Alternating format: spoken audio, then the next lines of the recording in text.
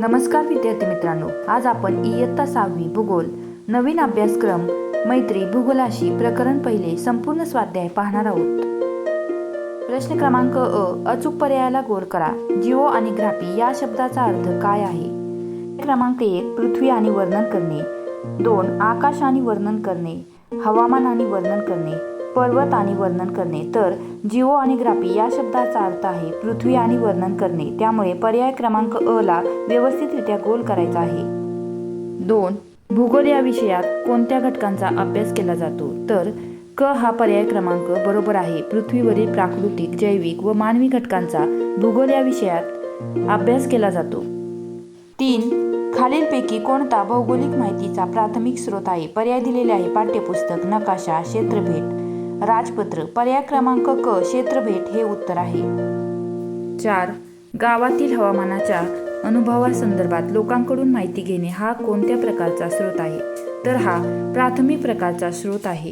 पुढील प्रश्न पाहण्या अगोदर व्हिडिओला एक लाईक करायला विसरू नका। 5 नकाशा, क्षेत्रफळ आणि उपग्रह प्रतिमा वापरून माहिती गोळा करणारा विद्यार्थी आपले कोणते कौशल्य विकसित करतो? निरीक्षण व विश्लेषण हे कौशल्य विद्यार्थी विकसित करतो। 6 खालीलपैकी कोणता प्राथमिक स्रोत नाही? स्वतः वाचलेले प्रवास वर्णन हा खालीलपैकी प्राथमिक स्रोत नाही। असेच नवनवीन स्वाध्याय पाहण्यासाठी आपल्या चॅनलला सबस्क्राईब करायला विसरू नका। 7 दुय्यम स्रोताविषयी खालीलपैकी कोणते विधान अयोग्य आहे? अ यातून मिळालेली माहितीची विश्वासार्हता अधिक असते हे विधान अयोग्य आहे। नवीन अभ्यासक्रमाचे संपूर्ण स्वाध्याय पाहण्यासाठी आपल्या चॅनलला सबस्क्राईब करायला विसरू नका। आ खालील विधाने तपासा, अयोग्य विधान दुरुस्त करून पुन्हा लिहा। 1 भूगोल या शब्दाचा अर्थ पृथ्वीचे वर्णन करणारे शास्त्र आहे। उत्तर हे विधान योग्य आहे। 2 भूगोल विषयात फक्त पृथ्वीच्या प्राकृतिक रचनेचा अभ्यास केला जातो। अयोग्य विधान। भूगोल विषयात पृथ्वीच्या नैसर्गिक, निसर्ग, मानव आणि जैविक घटकांचाही अभ्यास केला जातो। 3 छायाचित्र व चित्रफित व्हिडिओ प्राथमिक स्रोत आहेत। योग्य विधान।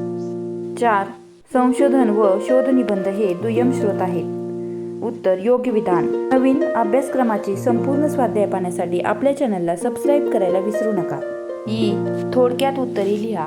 1 भूगोल ही संकल्पना स्पष्ट करा। उत्तर भूगोल म्हणजे पृथ्वीचे वर्णन करणारे शास्त्र होय। पृथ्वीवरील नैसर्गिक व मानवी घटकांचे वर्णन आणि त्यांचे परस्परावलंबन जाणून घेणे यांचा अभ्यास भूगोलामध्ये केला जातो। प्राकृतिक भूगोल व मानवी भूगोल या भूगोल अभ्यासाच्या 2 मुख्य शाखा आहेत। तसेच भूगोल अभ्यासाच्या विविध उपशाखाही निर्माण झालेल्या आहेत। तुम्हाला कोणकोणत्या विषयाचे स्वाध्याय हवे आहेत ते मला कमेंट करून नक्की सांगा। 2 भूगोल विषयाचे अभ्यासाचे प्राथमिक स्रोत आणि दुय्यम स्रोत यातील फरक स्पष्ट करा।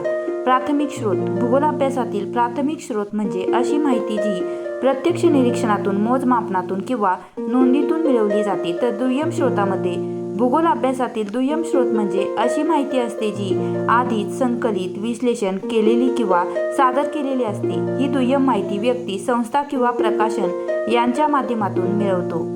2 प्राथमिक स्रोतामध्ये प्रत्यक्ष व मूळ स्वरूपाची माहिती प्राप्त होते, तर दुय्यम स्रोतामध्ये अप्रत्यक्षरित्या गोळा केलेली माहिती असते। 3 प्राथमिक स्रोत अधिक खर्चिक व श्रमिक असतात। दुय्यम स्रोत कमी खर्च व श्रम व वेळ यांची बचत होते। 4 उदाहरणार्थ आहे क्षेत्रफळ, मुलाखत, सर्वेक्षण, हवेची स्थिती हे प्राथमिक स्रोताची उदाहरणे आहेत। तर दुय्यम स्रोतामध्ये पृथ्वी गोल नकाशा, पाठ्यपुस्तके, मासिके व वृत्तपत्रे, हवामान विषयक नोंदी अशा रीतीने विद्यार्थी मित्रांनो मी येथे तुम्हाला व्यवस्थितरित्या फरक स्पष्ट करून दिलेले आहे। असेच नवनवीन सिलेबसचे संपूर्ण स्वाध्याय पाहण्यासाठी आपल्या चॅनलला सबस्क्राईब करायला विसरू नका। ई खालील कृती करा। तुम्ही अनुभवलेल्या क्षेत्रफळातील कोणत्याही एका ठिकाणाचे भौगोलिकदृष्ट्या तुमच्या शब्दात वर्णन करा। विद्यार्थी मित्रांनो मी येथे तुम्हाला नमुना उत्तर म्हणून उत्तर दिलेले आहे। तुम्ही अनुभवलेले उत्तर तुम्ही येथे लिहू शकता।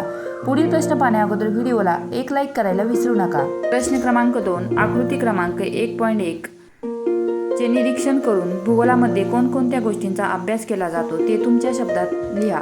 विद्यार्थी मित्रांनो तुम्हाला व्हिडिओ आवडला असेल तर व्हिडिओला एक लाईक करा। असेच नवनवीन स्वाध्याय पाहण्यासाठी आपल्या चॅनलला सबस्क्राईब करायला विसरू नका। खालील कृती पूर्ण करा। खालील साधनांचे भूगोल अभ्यासाचे प्राथमिक स्रोत व दुय्यम स्रोत असे वर्गीकरण करा व योग्य स्रोतांच्या शेजारी रिकाम्या जागेत खूण करा. विद्यार्थी मित्रांनो, मी येथे तुम्हाला संपूर्ण स्वाध्यायाची व्यवस्थितरित्या उत्तरे दिलेली आहेत. भेटूया अशाच नवनवीन स्वाध्यायामध्ये. तोपर्यंत लाईक, शेअर, सबस्क्राईब करायला विसरू नका. धन्यवाद.